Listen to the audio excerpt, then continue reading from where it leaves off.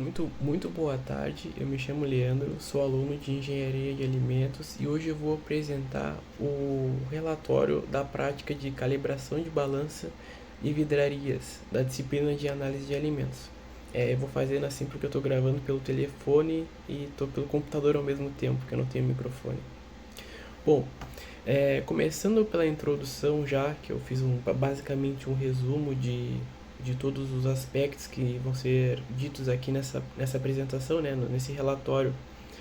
É sempre bom dar ênfase, né, na parte da calibração das balanças e também das vidrarias, porque apesar de ser coisas bem básicas assim, podem ocorrer erros bem grandes lá na frente. Por exemplo, tu pode fazer uma duplicata, uma dá um valor e na segunda dá outro valor.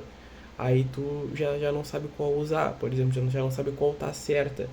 Os mínimos erros podem causar grandes consequências. Bom, o que a balança analítica faz? Ela determina massas com alta sensibilidade.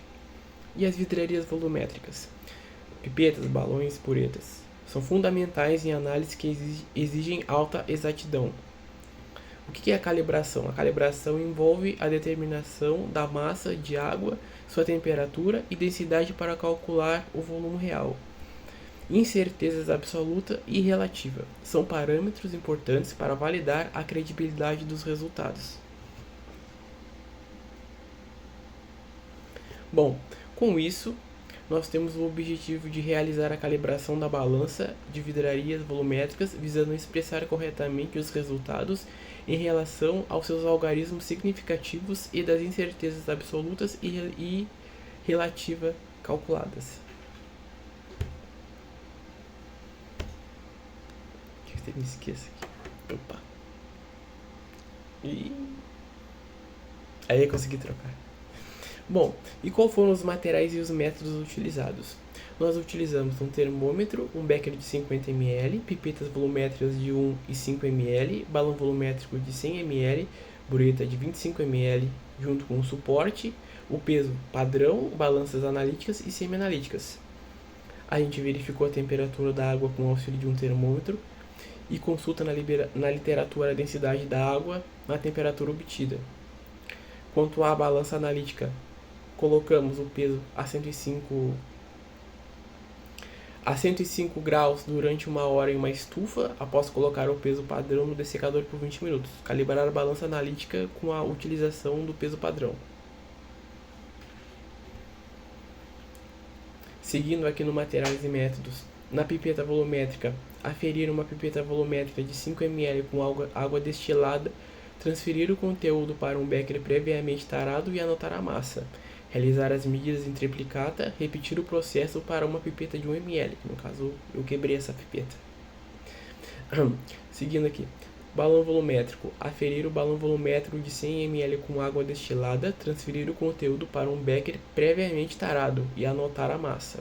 Realizar as medidas em triplicata, ou seja, tem que fazer 3 vezes para a gente ter uma exatidão maior.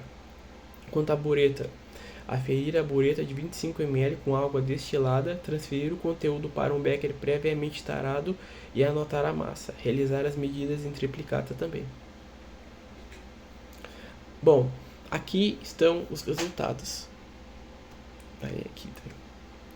Bom, no peso de 200 gramas, nós fizemos em triplicata, né? Essa tabela aqui são resultados de precisão da balança analítica.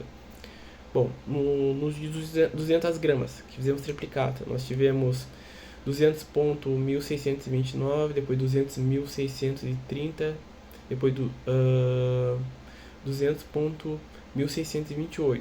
Como a gente pode ver, nós tivemos uma pequena diferença nos algarismos lá no penúltimo algarismo, né? Nos dois últimos algarismos, que não tem tanta, como eu posso dizer, não é um nível grande de erro, é um nível mínimo. Os resultados não bateram, ficaram bem perto um do outro. E nisso tivemos uma média de 200.1629 gramas, uma incerteza absoluta de 0.0001 e uma incerteza relativa de 5 vezes 10 na menos 7.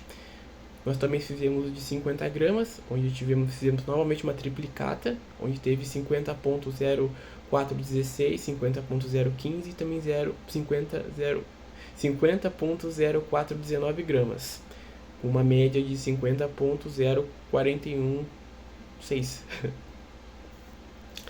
Uma incerteza absoluta de 2.08 vezes 10 na menos 4 e uma incerteza relativa de 1.04 vezes 10 na menos 6.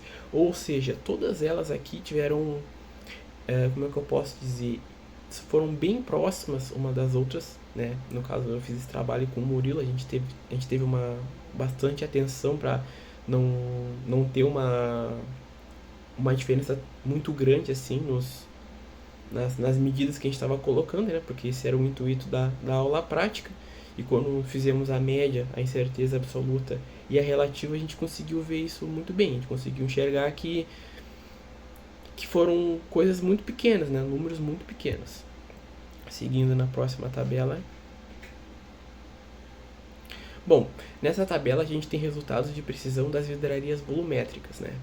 Bom, as vidrarias, vou repetir como eu disse anteriormente, foi uma pipeta de 1 ml, uma pipeta de 5 ml, um balão de 10 ml, uma bureta de 25 ml. E como podemos ver aqui, novamente, resultados bem próximos uns dos outros, bem próximos. Por exemplo, na pipeta de 1 ml, na parte da massa nós tivemos 1.0219 e depois 1.0170. É maior que os valores anteriores? Sim, é maior, mas novamente, é bem próximo, né? A gente fez duplicata bem próxima. E o volume obtido em ml foi 1.0237 e depois 1.0188. 1.023 na média e na incerteza absoluta 0.0035 e na relativa 0.0035 também. E por assim vai. Na pipeta de 5 ml, 4.9942 na massa, 5.0100 também, né? A gente fez duplicata, né? E por assim vai em todos os nossos resultados que a gente obteve. Bom, concluindo aqui a apresentação do relatório, foi concluído que para se ter o resultado esperado é essencial calibrar devidamente a balança e as vidrarias para que não aconteça nenhum imprevisto. Apesar de ser coisas básicas assim, às vezes a gente acaba esquecendo de calibrar uma balança, de limpar uma vidraria, eu sei que não tem nada a ver, mas é só para acrescentar, de limpar uma vidraria, de calibrar a vidraria. É sempre bom ter esse tipo de atenção para que lá na frente, quando o experimento já estiver pronto, não tenha resultados inesperados. Muito obrigado.